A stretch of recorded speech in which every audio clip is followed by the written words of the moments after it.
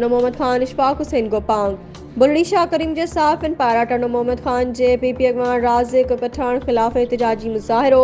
ख़बरूं हलाइण तां मचिर जी सोशल मीडिया ते सहाफ़ी इरशाद अली कात्यार ऐं याकूब सठियो खे धमकियूं ॾींदड़ राज़िक ख़िलाफ़ पीपी क़यादत पारां कार्रवाई न करण जी सूरत में पीपी सरगर्मियुनि जे बाइकॉट जो ऐलान। ख़बर मूजिब बुलड़ी शाह करीम तालके जे सहाफ़िन जो गॾियल इजलास प्रेस क्लब बुलड़ी शाह करीम में थी गुज़रियो,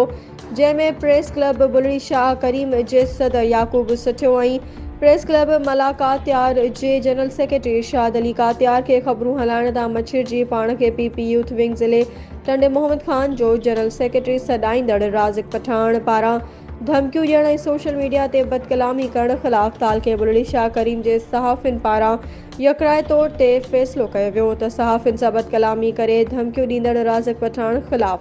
पीपी क़यादत जेसिताईं तंज़ीमी कार्रवाई करे उहिदे ऐं मेंबरशिप खां लाताल्लुक़ न कंदी तेसिताईं पीपी जी सरगर्मियुनि जी ख़बरुनि जो बाइकॉट जारी रहंदो।